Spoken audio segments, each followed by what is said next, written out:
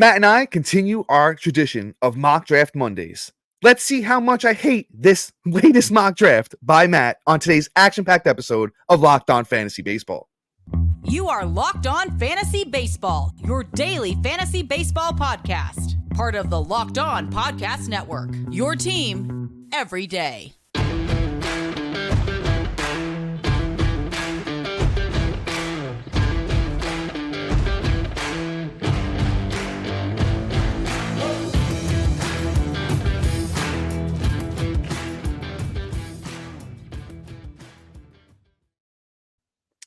Hello, fantasy baseball fanatics, and welcome to the Locked On Fantasy Baseball podcast, brought to you by the Locked On Podcast Network, your team every day. As always, we're your number one source of fantasy baseball knowledge, and thank you for making us your first listen each and every day.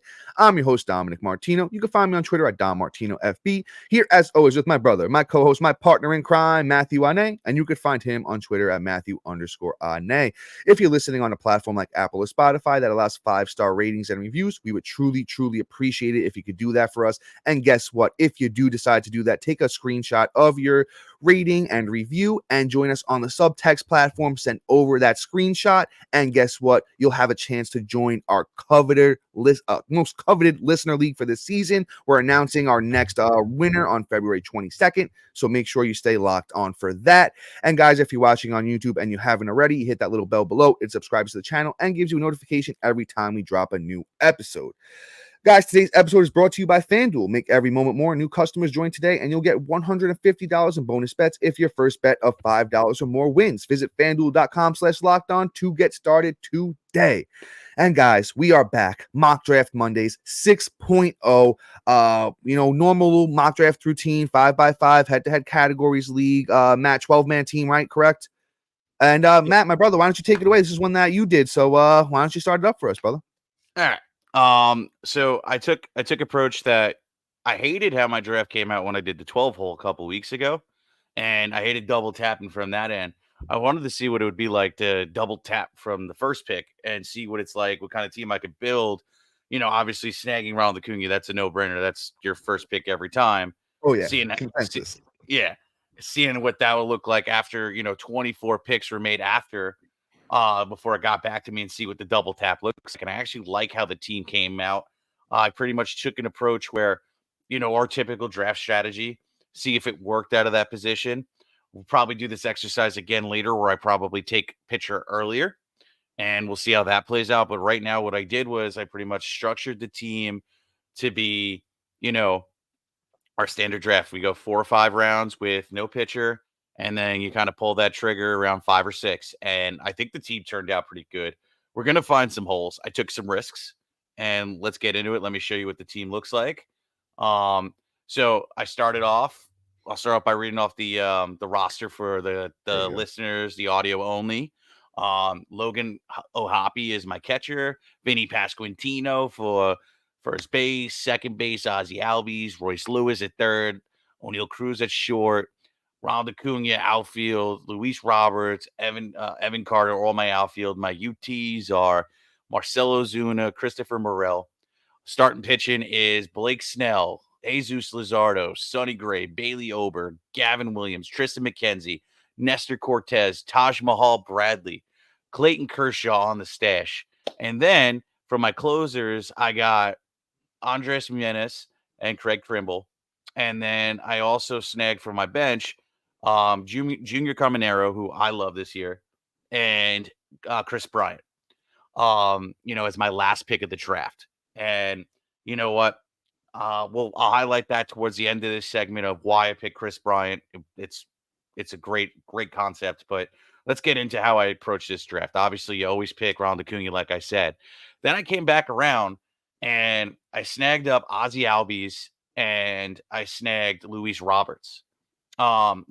And I feel like, boom, I started off with 2 stellar outfielders and I grabbed an elite second baseman, my number 1 second baseman. You might think I'm crazy, but ultimately I think Ozzie Albies, you're not just buying the talent, but you're buying the team around him. So ultimately I feel like he's going to contribute the most just based off of the runs, ribbies, potentials. And obviously, he has power and can, help in the production of the batting average category and steal some bases. So like Ozzy Albies, in my opinion, is the best option for me when I'm building a team. And then to go and then snag up Luis Robert, I think was a solid pick. I mean, yes, I get it. There's a little bit of injury risk with Robert, but ultimately he was able to stay healthy. Hopefully this is a trend. I'm taking that bet. But dude hits 38 home runs and didn't even hit his stolen base potential.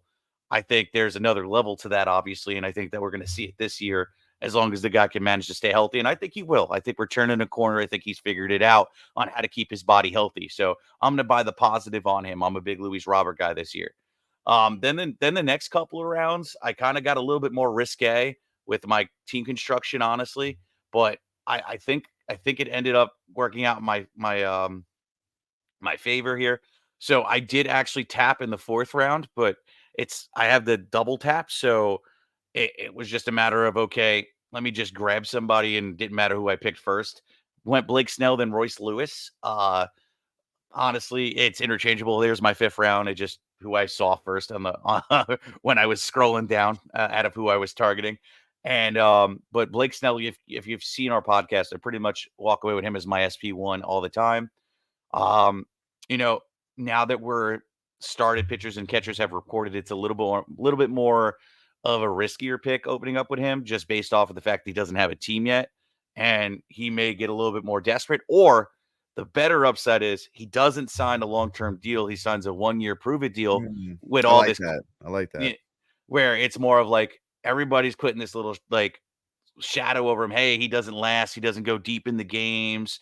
You don't want him. So maybe he signs like a 1-year, 27 million, $30 million deal, prove a deal to go get that 35 million, 10-year deal that he's looking for, and get his deal, get him right. So I could see him possibly even just landing on the Dodgers just for fun because they're paying everybody. I'll say Um, this, Matt, real quick. Can I throw this in while we're having the Blake Snell free agent discussion? yeah. I honestly think a great fit for him right now is Baltimore with Mhm. Bradish potentially with that UCL sprain, with John Means not going to be ready for opening day. They need one more like really good starting pitcher in that rotation behind Corbin Burns and Grayson Rodriguez, and I think Snell would fit right in Baltimore. Absolutely, and I mean, that would be a stellar 3 punch, like, oh my Yeah, god. So, like, I mean, that's another great landing spot, and if that happens, he's gonna go a little bit higher in the rankings. I think so. S so we'll see how he wants to handle his free agency, but there is that possibility. So, like, I like how I structured it there, and then, honestly, I haven't grabbed Royce Lewis in many, drafts. It just hasn't been comfortable, with based off of how I've been constructing my team, but I ended up snagging Royce Lewis, and I feel really good about him. I've been a Royce Lewis guy forever. Um, he's one of those guys that tried to draft before he was even available in in Yahoo one year because I just knew I how good remember the kid. that. I knew how good he was going to be. He has all the potential in the world to you know do like a Ronald Acuna light almost with, maybe not the home run upside, but like 35 and 40 because he has the speed, batting averages there. And we've seen him translate to the bigs with ease every time he stepped up into the bigs. It's just a matter of can this kid stay healthy? The only thing I could possibly see holding him back is he might deal with some hamstring injuries due to the fact he's torn his ACL twice. You tend to have weak hammies and soft tissue issues suck. But we'll see how they manage Royce Lewis. I think he's going to be fine this year. And I'm really excited to see what he's going to do. So it was a little bit more of a risky pick. And then in that next round, I went O'Neal Cruz and Jesus Luzardo. O'Neal Cruz, another risky pick coming back off the injury, but the upside is stellar. And quite honestly, I'm not throwing an injury tag on him. It's just more of I'm buying the breakout. Yeah, he's I'm still getting young. him. I'm getting him also around cheaper than I did last year. So I'm really good with this. I think O'Neal Cruz is going to have a phenomenal season. To stack these guys all together with, Royce Lewis, Ozzy Albies, O'Neal Cruz, and Ronald Acuna and Luis Robert already. I think personally, I got stolen bases locked up beyond belief, and I think I got home runs pretty much locked up beyond belief because all those guys hit home runs. It's going to be really nice. And then for my second pitcher, Jesus Luzardo, stellar team. So let me just run through like the rest of like where my mind says I'll jump a little bit. Um, I feel like my only opportunity was getting a little bit more SP, but I focused on grabbing a stud relief pitcher in this draft. And with Andres Munoz, I think the upside is absolutely phenomenal. I actually have him as like my sixth closer this year. Um, I think that he's going to be great. Me picking him so early was part of the reason why I didn't get another staple in my rotation. So, with that being said, I'm going to drop out. Maybe we'll come back to my mindset a little bit later, but we gotta give Dom a turn to go and rip me apart for whatever reason. Even though I think this team is unshakable, we shall see what Dom has to do right after this. Today's episode is wrong one. Get buckets with your first bet on FanDuel, America's #1 sports book, because right now new customers get $150 in bonus bets with any winning $5 bet. That's $150 if your bet wins. Bet on all your favorite NBA players, teams with quick bets, live same game parlay, exclusive props, and more. Just visit FanDuel.com/lockedon and shoot your shot. FanDuel, official sportsbook partner of the NBA. And guys, we have some awesome things going on here for us today. Locked On has launched its first ever national 24/7 streaming channel on YouTube. Locked On Sports Today is here for you, covering 24/7s of the top stories of the day with local experts on Locked On, plus national shows covering every league. Go to Locked On Sports Today on YouTube and subscribe to the first ever national 24/7 streaming channel. Also, guys, introducing the Locked On Fantasy Baseball Podcast Diamond Club on Subtext, your ultimate fantasy baseball companion. Dive into this offseason with Dom and I as we provide tiered-based rankings with over 100 outfielders and starting pitchers ranked. Prospect insights, sleepers, breakout, bust, and personalized draft grades. You have burning questions, we've got the answers. As the season unfolds, rely on us for our dynamic content. Get real-time alerts right to your phone and text message, including waiver wire rankings, instant call-up alerts, injury reactions, and a whole lot more. Stay ahead of your fantasy league by joining the Diamond Club on Subtext, where your path to victory begins, and subscribe now to elevate your fantasy baseball experience. And just like we mentioned at the top of the show, you got 4 days left to join the Diamond Club and leave us a review and send us that screenshot to get in the lottery for that elusive listener league spot. We're going to be announcing it on the 22nd. So actually, technically, you got until I do the raffle on the 22nd. So probably midday. And you want to do that. You want to get in this league. You want to be part of it from here on out. After this, you're going to have an opportunity each week until we fill this. So we're going to be announcing it. But stay tuned. This is going to be the requirement, and it's going to be a good time. So with that being said, Dom, I'm going to pull all this back up, and I'm going to hand back. Let's get back into it, brother. Let's get back into it. Rip me a new one. All right. So I do want to preface this. I actually do like the team. I know we kind of like teased it a little bit. I actually do think it's a solid team. Honestly, it's very similar team construction that I've been doing myself when I've been doing my mock drafts. Matt and I are pretty much, brothers at this point, brothers from another mother. So we, are kind of in sync when it comes to this. So it's actually, it's not gonna be difficult for me to really like break this down, but it's gonna be difficult for me to throw like a crazy amount of haterade towards it because a lot of players that I draft myself, Matt has here, and it's a solid team. Let's start from the top though. Love the Acuna pick at 1-1. The best player in baseball. There's no arguments there. When you come back on your 2-3 turn, Ozzie Albies isn't somebody that I find myself taking a lot, but I get it. I get the Ozzie Albies. I get he's on a great team, 5 category guy. I honestly think there's maybe a little bit of untapped potential in the batting average category because we've seen him hit for a decent batting average a couple times. I really just wanted to see a prove it year from Ozzie coming off, injuries and, down year. Really just wanted him to show me like, hey, that was a fluke. I'm still, an elite guy. And, the production that Ozzie did last year speaks for itself. 96 runs, 33 homers, 109 RBIs, 13 steals, 280 batting average. Really think he's actually spectacular. So I'm not even mad at that pick. At 3, grab Luis Robert. Again, another fantastic, great baseball player. A little bit injury prone, but monster year last year. Still young, a lot of upside there. Then you grab Blake Snell. We kind of broke it down. He's getting a little bit of a not a fair shake, when it comes to everyone hating on him, but he hasn't signed yet. It's getting a little bit worse. Specifically though, we get to that next pick with Royce Lewis, and this is where I kind of have a little bit of a problem where your draft strategy here. You took Luis Robert, a little bit risky. Then you grab Royce Lewis, but then after that, O'Neal Cruz, Evan Carter, Vinny P, just a lot of guys that aren't very, a couple injury prone guys, couple guys that haven't done it a couple times. This is where I might have, if I was taking a third baseman here, maybe I switch out Royce Lewis for an Alex Bregman. Maybe the upside isn't as crazy, but you really don't need the steals that Royce Lewis is going to give you. And I think, Bregman is around a 30 home run guy, what you're going to get from Royce Lewis. And Bregman's on a way better team in Houston. So I think the counting stats are going to be better for Bregman. So I might have made that switch here. If I was taking a third baseman there, I would have went Bregman over Lewis. As we go down here, another opportunity I see is you went Munoz in round 9. Now, I'm not a big early closer guy. I do like the upside of Munoz, big strikeouts, a lot of potential here. But I think you could have waited, until, you did take Kimbrel at 12. But if you wait, you see guys like Jose Leclerc going in the 17th. That's kind of where I like to make more of my living, and even Jose Alvarado in the 13th, might have waited there, and I might have tried to grab another starting pitcher in that 9th round. As I look through the names here, Tanner Bybee went in the 10th, might have grabbed him there. I think he has a lot of upside. You got Justin Steele went after that. I love Chris Sale. Walker Buehler is kind of a little interesting, but I might have grabbed another starting pitcher there to, stabilize that rotation a little bit. As we look through this here, though, you do kind of, all the bats kind of really do cover almost all the categories. I'm once again just kind of nitpicking here.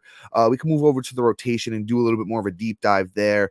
Once again, Snell's a little risky at your number 1 starting pitcher. I like Luzardo, but the trade rumors are there with Luzardo. Maybe he gets moved. There is another level to Luzardo, though, so I think he's going to be fine. Kind of spoke on your closers. Might have not took Munoz so high. I like where you took Kimbrel. Might have waited for Leclerc in the 17th and went Kimbrel, Leclerc. Got myself another A starting pitcher. Sonny Gray. We all know how much love I have for Sonny Gray and Bailey Ober, so I'm not even going to really talk about them. If you've listened to any other mock draft episode, Sonny Gray is a great rotation stabilizer. Love him. Bailey Ober, another guy I love. Gavin Williams is, young upside starting pitcher. Not really talk about him too much. Now, these next 2 starting pitchers, McKenzie and Cortez, are both a little bit injury prone last year. Maybe would have went one of 2 of them there. I do love Nasty Nestor, and if anybody hasn't heard, he's going to be ready for opening day. So I really foresee his draft price going up. And Matt, I'm going to ask you a question here too, something that I've seemed to notice a little bit as I'm doing these mock drafts. And, I've been doing some mock drafts on Yahoo as well with, other people in there, not just going against a computer, kind of going against some other people. I feel like starting pitchers starting to creep up a little bit, as to where this time maybe last month or 2 months ago, where you're doing mock drafts and you're kind of getting this crazy rotation when you're going 5-6 bats with your first 5-6 picks. I don't think that's going to be the norm anymore, especially going into as everyone's deep diving, listening to podcasts, really starting to say, oh well, maybe I need to grab a starting pitcher a little bit earlier. I'm kind of starting to see them go a little bit earlier. I'm just asking you the question. Are you seeing the same thing? Are you adjusting your strategy if you are? I mean, yes. So, like, ultimately, with Blake Snell not signed, this is still the perfect opportunity. Yeah. But, I mean, you see where I grabbed him, though, in the 4th? Like, yeah, it's the end of the 4th, but I feel like that's where he's going to go no matter what. I don't foresee him getting any higher just because of all the shade everybody's throwing on him. So ultimately, I still think we're going to catch him at a deal. And I'm okay walking away with him as my SP1 all the time. I'd prefer Kirby. I prefer for safety-wise Kirby, but ultimately, I'm going to get a better performance and a better fantasy asset out of Blake Snell. So, and I have Snell ranked higher. But, I'm not going to pass up on him in the 4th or 5th, especially with this pick where I'm double tapping and I can just grab who I want and not have to care about ADP. I just have to grab it before I know he's not going to be there in that next round. The reason why I didn't go Leclerc in this specific strategy is because, and I wanted to go higher. One, we just lost Kenley Jansen, I feel. Kenley Jansen not only was on the trade block, but he also is hurt. And that's going to prolong how long it takes for him to get traded. I thought he would have been traded before everything, but with the injury, he's now no longer going to get traded probably until almost the All-Star break. And if Leclerc doesn't perform up to standards, Jansen can then step in and take his spot, or somebody else on the free agent market. And also Alvarado, too, is another one that is a potential to lose his job. So I wanted to lock in somebody that I think is going to have it. Whereas, like, even Jansen, even if he doesn't go, who's probably would have been my pick and I would have waited another round, it would have been, I would have lost out to him if he would have got traded to a team that where he's now the opener, where he's like the not opener. I'm sorry, like the setup guy in the eighth, and loses that closer opportunity. So I just kind of wanted to just get a closer at this point and adjust to the market price. Now that we're essentially, in my opinion, down a closer that I could have took that was a little bit more volatile, but also still was a great talent. You know, that was really just the mindset on that. But before we move on here and we go back into, everything else, Dom, you got a little sponsor for me, and then we're gonna break down, grade this draft, and then talk about what I could have did differently. All right, guys, real quick, I'm talking to you about eBay Motors. Passion, drive, and patience. What brings home the winning trophy is also what keeps your ride or die alive. eBay Motors has everything you need to maintain your vehicle and level it up to peak performance. From superchargers, roof racks, exhaust kits, LED headlights, and more. Whether you're into speed, power, or style, eBay Motors has got you covered. With over 122 million parts for your number one ride or die, you'll always find exactly what you're looking for. And with eBay's guaranteed fit, your part is guaranteed to fit your ride every time or your money back. Because with eBay Motors, you're burning rubber, not cash. With all the parts you need at the prices you want, it's easy to turn your car into the MVP and bring home that win. Keep your ride or die alive at ebaymotors.com. Eligible items only, exclusions apply. eBay's guaranteed fit is only available to U.S. customers. And all right, guys, as we move into the final portion of this episode, I'm gonna give Matt a quick grade on this draft, and we're gonna give some final thoughts and maybe some strategy out of picking out of the one hole and kind of what to do there. Now, as I said, Matt, I honestly think this is actually a pretty good team. I'm honestly gonna go with like a B. I think it's a strong B, a strong, maybe not a B plus, but a strong B.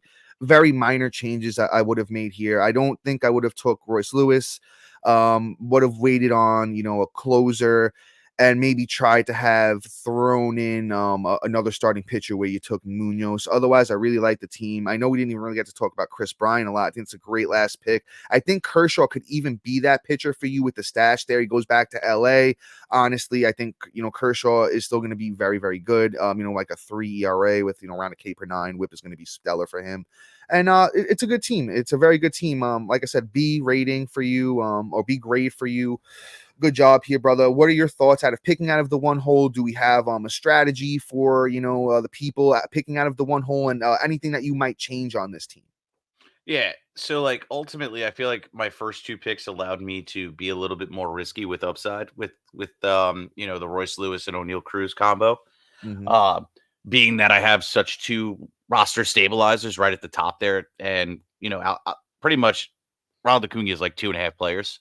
So like Yeah, the truth.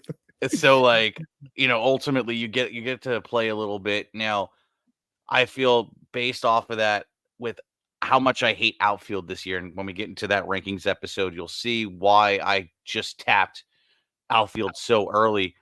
And I'm You have to I'm this year. You have to, guys. You yeah. have to tap out early this year. So why I was able to get so risky with my other two picks, because I feel at least third base and short, I could scoop up somebody if they do flop. They're easily replaceable, whereas outfield wasn't. So I took a little bit more risk. And even at first base, it's a deep position, and there's guys that are going to pop up this year that I could fill. And I don't think that outfield is going to do that. So I really stacked out the outfield. The outfield is very impressive, in my opinion. And you know what? I also have Christopher Morel that's going to be able to slide in any of those infield positions. Yeah, and So the big thing is that he's strictly, I think they said he's gonna play a lot of third base this year, so I don't know, I don't remember if he retained eligibility or not on most platforms for third base or not, but, mm, you can move him to third base, move Caminero into third base, so you yeah, kinda still supplemented, that pick. yeah. Like I pretty much filled all the holes and kind of did all the safety plugs that I could with this team. It's high upside. I mean, this team hits, like, good luck beating me week in and week out. Um, you know, the only thing I'm gonna say is I hate drafting an RP this early, but I feel like the whole fantasy baseball community is gonna have to adjust. As we're getting closer and getting more answers of who's going to have opening day jobs, we now have to run risk analysis of what risk we're willing to take. And I'm a little bit more on the conservative side of my approach. So I want one. I want one that's going to retain a job. So if I have to now pull a trigger in 9 or 10, I'm going to do it. And that's really all it is. I'm not going to pick anybody above that. But once I start getting down in the dirty, I need to walk away with like a Munoz or Alex Reyes or, Alex Reyes, Matt. I'm sorry, That geez. my Alex, man was thinking like 4 years ago. yeah, right. I'm sorry. I haven't heard that name in a minute. Yeah. Sorry. So, wow, it's one of those days. Diaz, I'm sorry. It's just I need to scoop up one of those top end, RPs and do it. Ultimately, I think my draft is probably about an A minus. I covered all the hitting categories. Whip is pretty high. That's going to be the volatile one with, Gavin Williams and obviously Krimble, Luzardo, even Blake Snell. Like whip is my biggest weakness on this team. But if that's my only weakness, I'm 100% okay. And saves might even be an opportunity as well. But I think with those two, as long as they stay healthy and Kimbrel doesn't lose his job, then I think we're a-okay. Um, you know, I think I'm going to be a tough team to face, and Clayton Kershaw coming back towards the end is going to be stellar. I think he's due back after All-Star break, and you slot him in as my 3. Have fun, really have fun going Yeah, to the playoffs. I think an awesome strategy this year is, and I actually I'll give away a little bit to you guys that aren't on the subtext with my rankings. I have, and I won't tell you where I have them ranked, but it's a little core. I have Kershaw, Scherzer, DeGrom, and now Shane Baz all right near each other. And honestly, if I hear one more bad thing about Walker Buehler, he's getting moved down to this group of injury guys. I think you take one. I think it's almost you have to take one of these 5 starting pitchers in your draft.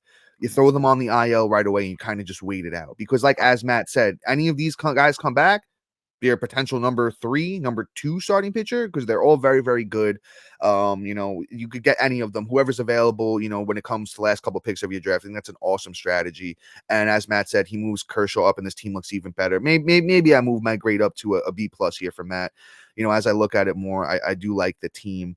And as you said, you throw Kershaw, or I think as I said, you throw Kershaw on the IL, you grab another closer, and this team looks even better. Whoever's there, maybe a Mason Miller is on the waiver wire, and you throw the dart that way. Maybe he's, they kind of have thrown the idea out there that Mason Miller is going to close for Oakland this year, and I think him in a short, stint in a couple innings, 1-2 innings, Mason Miller can be elite. Whoever, maybe a Yuki Matsui, a guy that maybe wasn't drafted in a league, grab him as a closer, and this team just looks like kind of almost next level. Very good job, though, Matt. Once again, guys, if you're drafting out of that one hole, the double tap isn't super easy to play. The best thing when you're doing the double tap, if you know one of the guys you want, wait that whole clock, wait that whole first pick, that whole first pick, wait it, let it go down to like 5 seconds, pick your guy, and then you have another whole, pick to figure out who you want to pick with that second pick. Don't ever rush it. If you know who you want right away, don't click it right away, because then you wasted the whole time you have to think and, build up that strategy, picking first or last. That's, how you really have to play that. Give yourself extra time to think. But, guys, we're about to wrap up here. Matt, any other thoughts or anything else for the people before we move on? Once again, guys, join us on Subtext. You get access to Matt and I's rankings there. So much more. Draft grades. We're giving out sleepers, busts, all sorts of stuff that time of year. But once again, Matt, anything else before we head out, brother? Plan out your dart throws, and your lottery tickets. We're going to do an episode on it, but on Subtext, I'm going to probably release a sheet like the last 2 weeks of the draft season of guys I'm taking in the last round that I'm targeting that I want to walk away with one of them at least, where they could be super beneficial down the stretch. But playing that out, make sure you got it. Chris Bryant is one of my early reveals. But yeah, with that being said, Dom, let's get out of here. Guys, so that's all for us today. Please be sure to like, subscribe, comment, rate, and review. And thank you for making Locked On Fantasy Baseball your first listen each and every day. Shout out to our everydays and new listeners. We appreciate you all. And guys, make sure you're locked on for a new episode tomorrow. We get back into our position previews and we're talking second base. So guys, until then, see you. Peace.